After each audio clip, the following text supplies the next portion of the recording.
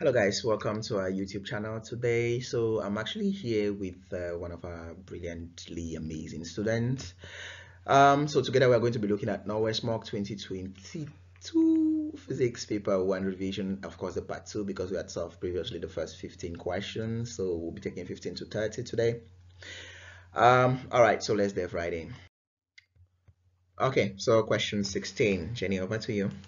A small metal is dropped into a deep tank of liquid where it experiences a retarding force F, which is directly proportional to its velocity v. The correct statement about the movement of the ball is...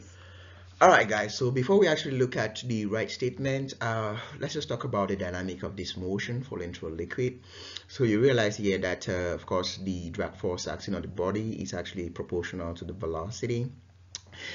Drag forces they actually have a lot of applications, maybe even in this world of sports, right? There's a current research going on right now on redesigning the dimples on a golf ball just such that we can actually compensate or perhaps reduce this drag force that are acting on golf balls. And of course, athletes, the wares, right, what they use in racing, there's also an ongoing research on redesigning that so that they can actually overcome these drag forces. Yeah, so drag force has a lot of things to do. You have migratory birds flying in a spear-shaped manner or in a spearhead manner such that of course they can overcome drag forces. So particularly whenever an object is moving through a fluid, it experiences this upward force that is like opposing its motion. That's basically drag force. All right, so if it's spherical and then the body is falling proportional to its velocity, then of course Stokes' law had to do a lot with that. Again, hopefully we'll look at that some other time, Stokes' law. Okay, so let's just go into the mechanics of this body. So if it's falling downward, mg minus kv is ma. That's a resultant downward force on it according to Newton's second law. So you realize that it's going downward. If the particle does not attain terminal velocity, this velocity keeps increasing, and then this term kv keeps increasing. So the drag force, since the drag force actually depends on the velocity, it means the drag force actually increases up onto a point where it is equal to this mg, right? So when these two opposing forces basically equal each other in magnitude, you realize that the resultant force on the particle becomes zero, and then the velocity is then constant because the acceleration drops down to zero. So yeah, that's the point of constant velocity, which you basically call terminal velocity. Okay, so we would come over here and look at the option. The rate of change of its vertical velocity will remain constant. That's not true, right? Because the rate of change of vertical velocity, again, it's acceleration, and then you realize that the acceleration does not remain constant throughout this motion, because at terminal velocity actually that acceleration actually drops down to zero. So A is not always true. B says the key of the ball continually increases as it falls. All right, so as the body keeps going downwards, of course this term kv is increasing. It means that the velocity of the particle is increasing, and kinetic energy depends on this velocity. It means that kinetic energy will be increasing over time. But the moment it hits terminal velocity, this kinetic energy actually stops increasing, right? So this continually here is not true. But if you this option B said the k of the ball continually increases up until the terminal velocity, then it would have been correct, right? But because it does not precise, it's not very precise, it's not correct. Perfect. So we go over to see the momentum of the ball remains constant. Of course, you realize that over here to the right, you actually have the time rate of change of momentum, right? According to Newton's second law. So Newton's second law basically says that the time rate of change of momentum on a body is directly proportional to the resultant force acting on it and takes place in the direction of this resultant force. Okay, so the momentum of the ball remains constant. That's not true because you see this time rate of change of momentum here up until terminal velocity. Now, the rate of change of its momentum will gradually reduce to zero. Correct. Because as the body is falling, this kv is increasing, right? And because kv is increasing, you realize that this difference will be reducing, right? Up until the point where it gets to zero. Now, it means that since the rate of change of momentum is a function of this difference, and this difference is actually reducing over time, you realize that the momentum would actually change in momentum, the time rate of change of momentum would actually reduce all the way to zero, and it's actually zero at terminal velocity. Perfect. So our answer is D. Okay, so our next question is question 17. The horizontal speed in meters per second with which the basketball at the top of the story building in figure 3 below should be kicked so it passes through the basketball ring is... All right, so again, we are going to be looking at the concept of projectile here. Our horizontal displacement here, x, is ut equals theta. Again, this is when the projectile is actually projected at an angle to the horizontal, such that you can resolve the initial speed with which it's projected to the, with maybe having the horizontal component of that initial speed and the vertical component of that initial speed. So this guy is, the horizontal displacement is basically the horizontal speed times the time. So you realize that since the horizontal speed is just u, instead of u equals theta, resolving it like that, we'll just have u here, right? Because you're kicking this basketball horizontally. That's why the question says the horizontal speed, right? So it's a horizontal projection here. All right, so we have x to be ut. Then you realize that we can actually look at the vertical displacement of this particle. So it moves from this guy all the way to this point here. So the vertical displacement of this particle is basically this 8 minus 3, because of course you realize that this 3 here is only the portion, the vertical portion the particle does not cover in its vertical displacement. So the vertical displacement there is 8 minus 3, which is 5. But then we could just go ahead, since uy is 0, because the particle is projected horizontally. You have y, we have gt squared, and then our t is basically 2y on g square root of that, and then our t is all of this. Again, we plug in those values. Our y is 5, right, because total vertical displacement of this particle is just 5, and then we have our time to be this. So we can come over here now to equation 1 and then say that, of course, but x is ut, so our u is basically x on t. So our u therefore is 15, because the horizontal displacement of the particle is just 15 divided by that t. So our u is 14.9 meters per second. That answer is A. 18. A car traveling at 50 meters per second collides with the wall and stops abruptly. The force exerted on a passenger by the seatbelt is 4,800 newtons. The mass of the passenger in kilograms, if she was brought to rest in 0.25 seconds, is...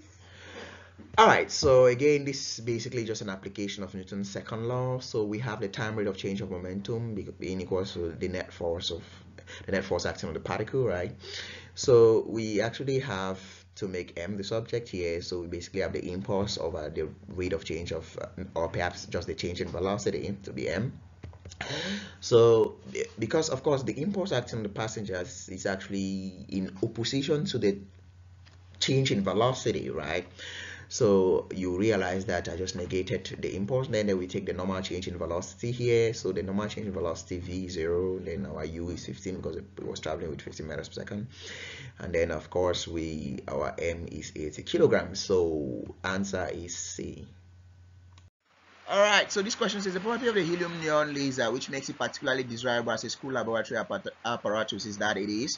Alright, let's just talk a bit about lasers. You know, back in 1917, when Albert Einstein was talking about, you know, the predictability of lasers, he was actually the one who predicted, actually wrote down the equations that describe the functionality of lasers. But it wasn't until 43 years later that we invented the first lasers. So, I mean, the guy was way ahead of his time. Einstein was God. He's my hero. He's my hero.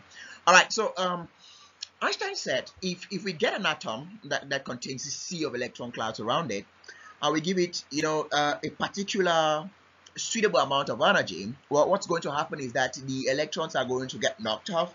They're going to get excited and then move on to higher energy levels, and then in maybe various suitable conditions they can actually move back to their energy levels or move down to lower energy levels, releasing the photons that they absorbed, right? So the photons of light, the same very photon that the electrons absorbed on their way up, they give it off on their way back down. Now, that's basic, right? That's basic. Now, there's an interesting spooky fact Einstein actually wrote about. And he said, if we take that same photon that actually excited the electron to move to higher energy levels, and rather put it in a bath with the atoms, right? What's going to happen is, so we put that the photons and the electrons and the atoms in a bath that are maybe sealed by a particular suitable wall, by particular suitable walls, right? So what's going to happen is we can control the excitation and de-excitation of the electrons. So they get excited and de-excited in a very, very short time. So you basically have these electrons getting excited, then releasing a photon of light, right? And then that photon of light hitting the walls, traveling traveling and hitting the wall, being reflected off the wall, and then the electrons again in that bath of photons getting excited again continuously, traveling and hitting the wall. So in a very short time, you realize that you have many photons trapped in within that particular wall, and right there, that is the amplification of light Einstein was talking about. So laser actually means light amplification by stimulated emission of radiations, right?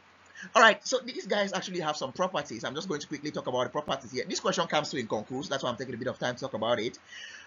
So let's look at the properties of lasers. The first one is, of course, the monochromaticity, which says that every laser beam is monochromatic. What does monochromatic actually mean? It actually means that you're made of single color. So you can either have green lasers, red lasers, right? Now, let me just say an interesting fact here. If I have green and red lasers that are equally powered, and I point them towards your eyes, the green laser would appear more bright or brighter than the red laser. Well, there's no interesting thing there, just for the fact that your retina is more sensitive to green light than to red light, right? So you perceive the green light as more bright or brighter than the red light. All right, so that's monochromaticity there, single light, single color, right? Single wavelength. Now, coherence, it's another property of lasers. Coherence actually means that, so you have these beams of light, right, maintaining a constant phase relationship with each other.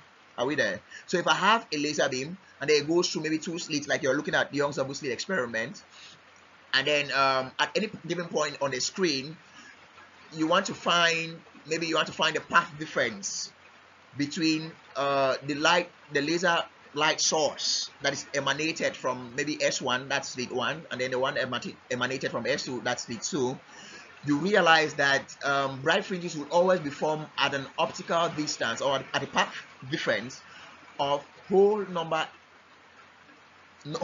of the wavelength, right? So sorry about that. So you have integer numbers of the wavelength. So that gives you the bright fringes every single time on that screen. So it means that they maintain a constant phase relationship with each other. That's actually that's a fact of coherence. So you have high intensity. Of course, if you have your flashlight and then your laser beam, the difference is that the flashlight scatters, right? So it scatters, the photons of light are scattered everywhere. So intensity is basically about the energy flowing per unit cross-sectional area per unit time. So you realize that because your flashlight scatters everywhere, you want to look at the unit cross-sectional area is a lot larger. So because a lot larger, you realize that the intensity is very, very small. But for laser beams, they are very directional, so they go to a very small cross-sectional area. So every single photon is going to that small cross-sectional area. You realize that the intensity becomes very high. Again, intensity is energy flowing per unit cross-sectional area per unit time. We have directionality. Again, it's just about lasers being able to have a particular direction. And yeah, not getting diffused, like of course your white light scattering everywhere. So you realize that on these answers, A says produces monochromatic light. That is a property of all lasers. It's not only about the helium neon laser. B says, no, let's keep B a bit. C says produces a highly directional beam. That's a property of all lasers, directionality. D says produces a coherent beam. That's a property of all lasers. So you realize that the only property here that you would have to introduce such that you make the laser suitable for school laboratory purposes, you don't have to harm the students, right? It has to be because it is low powered.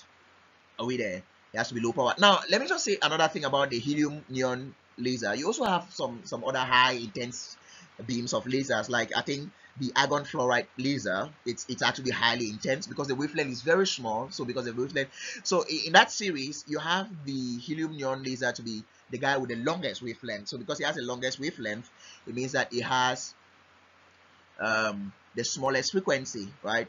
Hence the smallest energy. So low powered. Yeah. We go ahead and then next. So our answer here is B. Perfect. 20. The set of physical quantities below that is made up of only vectors is... All right, so this is an easy peasy question, lemon squeezy. So we actually have the answer as B, basically because of course A says field strength, that's a vector, power, current, those are not vectors. Field strength, torque, impulse, vectors. Perfect. 21. A piece of cardboard having an area of 4 centimeters square is placed between a thin convex lens and a wall perpendicularly to the principal axis of a lens, such that the such that an image of the cardboard of area 25 centimeters squared is formed on the wall. Given that the cardboard is 24 centimeters from the lens, then its focal length in centimeters is, we're keeping this recording. Okay, so let's dive right into the solution. So now you have to take note here. Let's go by, let the object area be y and the image area be x, right? So there's a unique expression for the magnification of that a particular lens produces by getting the ratio of their areas of the area of the image and the area of the object itself. So the area of the image is x, the area of the object is y. We get those ratios is equal to the square of the magnification. Interesting. Okay, so but we also get the magnification by simply getting what? Image distance or image height over object distance or object height. So you realize that our y is 4 cm squared, right, from the question here, which is just our object area, and then x is 25 centimeters squared, which is the image, the area of the image.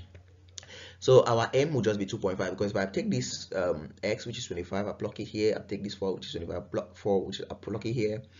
I take the ratio of those. I'm going to have 25 on 4. The square root of that will just be 5 on 2, which is 2.5. So our magnification is 2.5. So we can come over to this equation here. M is v over u, and then we make v the subject, which is just mu. So our m is 2.5, our u is 24, which is the object distance from the lens.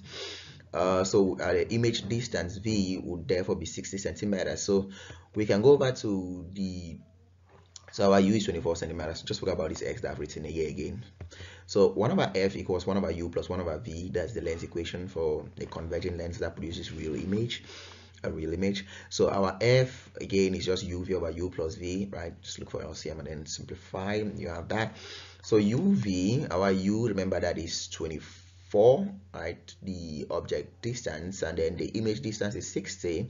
We have that, plunging those values, and then we have 17.1. So our answer is B.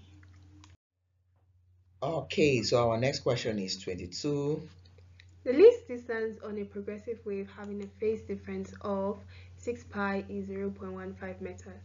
If the frequency of the wave is 400 hertz, the speed of the wave in meters per second is? Okay, so we just have to reuse the phase relationship here.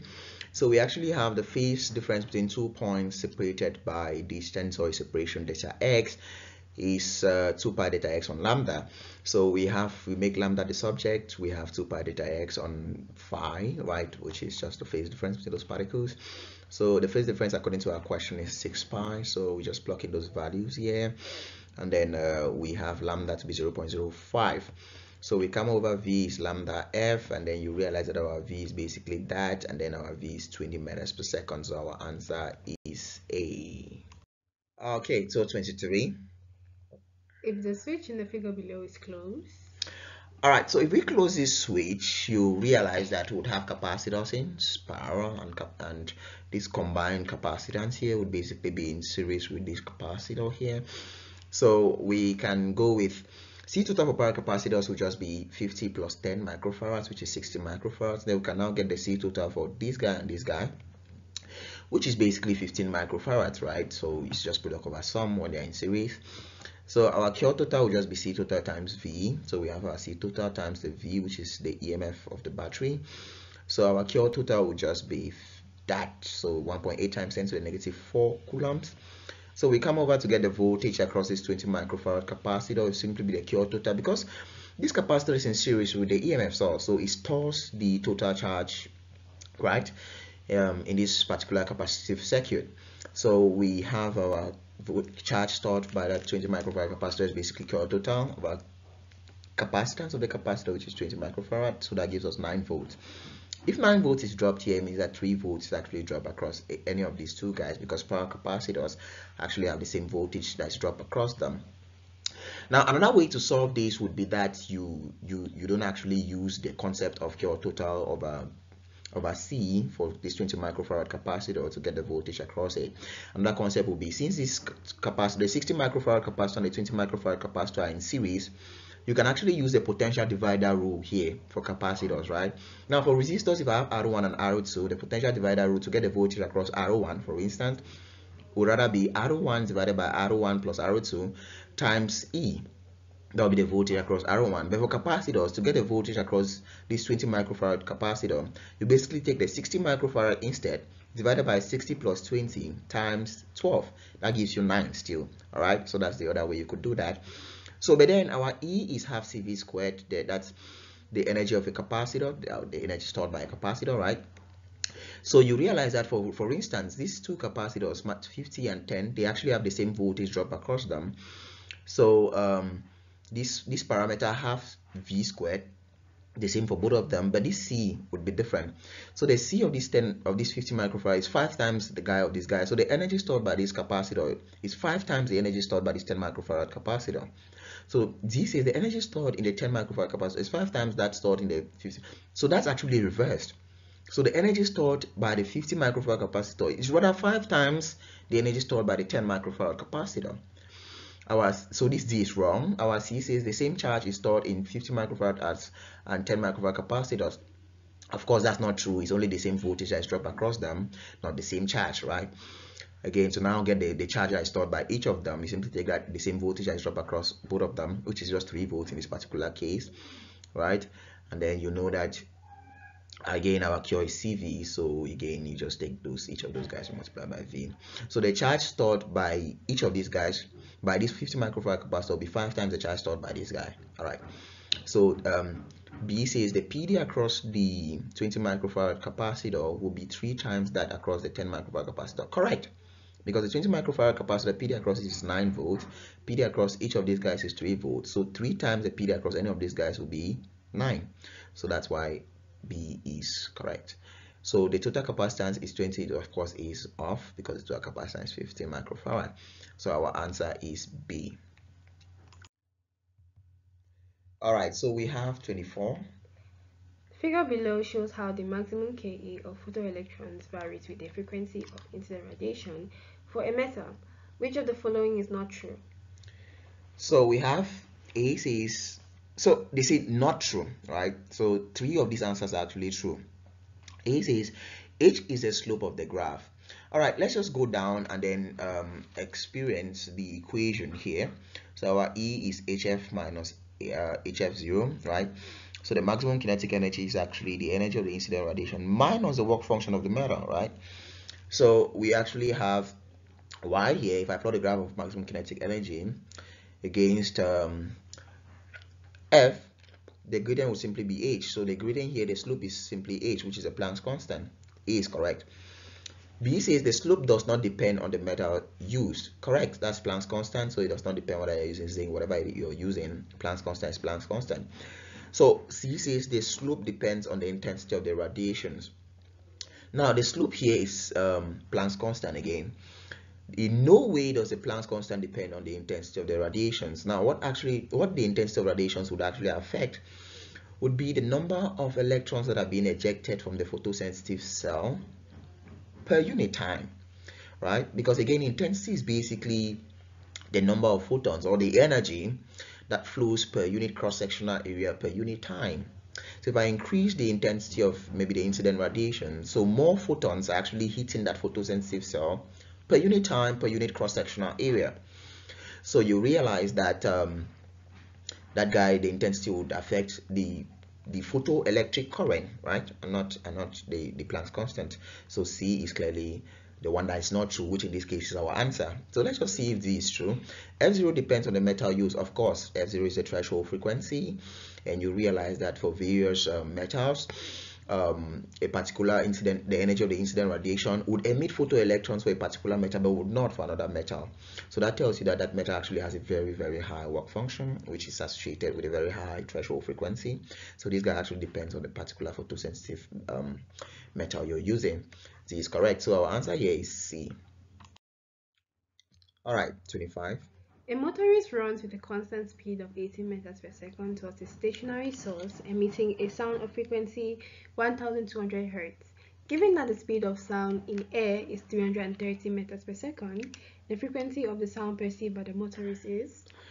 All right, so again, this an extensive application of Doppler's effect, right? So we basically have the observer moving towards a stationary source like that. So the waves from the source actually have to travel towards the observer like this. So that's I've just indicated sea of waves like backwards, and the observer is actually moving towards that source.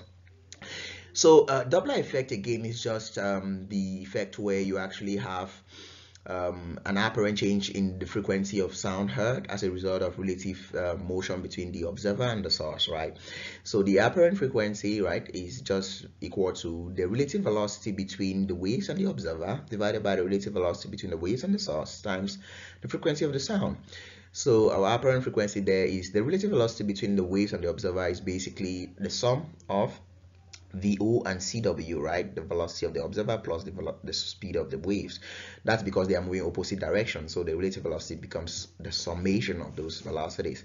So again, our relative velocity between the waves and the source is not moving. So it's just basically the speed of the waves times our F. So we plug in those values and our answer is 1265 per second. And the answer is D. 26. In a step-index optical fiber, the refractive indices of the core and cladding are respectively 1.56 and 1.47. The critical angle of the boundary in degrees is. Okay, so what we know is that for a ray of light moving from medium 1 to 2, the sine of the angle of incidence divided by the sine of the angle of refraction is actually a constant. Of course, that's Snell's law. But then you realize that the constant is the ratio of the absolute refractive indices of those medium or those media. So you actually have, if I'm moving from 1 to 2, so the sine of angle of incidence divided by the sine of angle of refraction is the refractive index of the medium 2 divided by the refractive index of medium 1. So this ray of light are moving from the core to the cladding, right? So we basically have our angle of incidence here will just be the critical angle, right? Because again, critical angle is actually the minimum angle of incidence for which the refracted ray is actually at 90 degrees with normal, right? So we have the angle of refraction basically being 90 degrees. So you realize that sine 90 here is just 1. So we have our sine C, which is the angle of incidence, divided equals the ratio of those refractive indices, and then we have, of course, N2 is 1.47 because you're moving from the core to cladding, divided by 1.56. Sine inverse of that gives you 70.4 degrees. So our answer is D. Okay, so we have question 27. A narrow coil of 40 turns and area 0.05 meters square is placed so that its axis is perpendicular to a magnetic field of flux density 0.04 Tesla. The EMF induced in the coil in volts, if it is completely removed from the field within 0.2 seconds, is. Okay, so again, let's just explore a bit of Faraday's law of electromagnetic induction here, which actually says that the induced EMF across this coil is actually proportional to the time rate of change of flux that's linked to the core. So you realize that I'm actually multiplying that by n because again, if you have so many turns, right? So to get the flux, right, the time rate of change of flux across one turn, you have to multiply by the number of turns so that you get the total induced EMF across the entire solenoid. So the flux is actually field intensity, magnetic field intensity times the cross-sectional area, right, and per unit time there. So field intensity, we plug in those values, and our N is 40, so we actually have the induced EMF to be 0.4 volt. So that answer is B. So 28. An AC signal of frequency 200 Hz is applied to the Y plate of a cathode ray oscilloscope whose time base is set at 1 millisecond per centimeter. The number of cycles on the 25 centimeter widescreen of the CRO is. Okay, CRO actually means cathode ray oscilloscope, right? All right, so let's dive into the solution. So the time base is actually millisecond per centimeter like that. So we actually just write that out like that. So you realize that the total time to cover this 25 centimeter length of the screen would basically be the 25 multiplied by the time base, right? So that gives you the total time for it to cover, which is 0.025 seconds. Now if we come over here, the period is actually 1 over the frequency, so the period is frequency is 200 hertz here, so we have 0.05 seconds. Now we actually have, if I get the ratio of the total time divided by the frequency, right, the period, sorry, because the period is actually the time taken for one complete oscillation. Now remember that you want to get the number of cycles for that 25 centimeter wide screen. So you already know the time taken for it to go through this 25 centimeter wide screen, right? So if I take the total time divided by the period, it basically gives me the number of cycles that are there, right, in that 25. So we basically have 5. So our answer is B. 29. A particular charge Q or mass M is accelerated through rest through Chai, you can be done. It's accelerated from rest through a PdV. If Planck's constant is h, then de Broglie's wavelength is. All right, so let's just go right into it. All right, so this is actually what fixes the wave particle duality nature of matter. So we actually have a wavelength to be h over p, or h is just the Planck's constant, right? So the wavelength, again, let's look at the kinetic energy. The kinetic energy is QV, right? So we actually have that Ke itself is actually have mv squared equals QV. So we have, if I multiply through by 2, we'll have this 2 here, and then we multiply all through again by m, such that we have momentum squared now to be equals to 2 Q mv. So we actually have momentum to be square root of this guy, so our momentum is that. So we come back here to this equation, and then we have our lambda to be h over 2 Q mv. So our answer is A. A power beam of monochromatic light of wavelength 490 nanometer is incident on a diffraction grating, which has 5, that the maximum order that can be observed is. Alright, so note that sometimes they will ask you maximum order in the exams, or maximum, or the possible number of diffraction maximas. You can either have just maximum order or diffraction maximas. Alright, so maximum order is that one is easy. So we actually have the diffraction grating equation, d sine theta equals to m lambda. So our m, where m is just the number of orders, d is the reciprocation of the diffraction specification. So we actually have this, and then but our d is 1 all over the diffraction specification. So we actually have 5 times 10 to the power 5 lines per meter on that diffraction grating. So if we reciprocate that, it gives you d. So you have this. So you realize that our m now is we substitute that, our sine theta, because they are talking about what? Maximum order. If we are talking about maximum order, you realize that sine theta there must be 1, because sine theta is maximum at 1. So you don't need this angle of incidence if you are talking about maximum order. All right, so we actually have just d over lambda. So we have this, and then our m is just 4. So our answer is D. All right, thank you guys. We have come to the end of our video. I really hope that you enjoyed it. If there's anything you really did not understand, please reach out to us in the comment section below. If you enjoyed the video, please share the link to your friends. Help people get ready for their exams, and thank you so much. We'll be coming up very shortly with other interesting videos on engineering faculty of, if you want to get maybe into the faculty of engineering and technology, or maybe college of technology in the University of Boya, or Polytech Yaoundé. So we'll be coming up with new videos on these concours, or perhaps you want to go to FHS Boya or any other medical school in the country. We are bringing up new sweet content on this particular examination board. So please keep sharing our posts, keep subscribing, keep liking. Thank you so much. Love you. Stay tuned.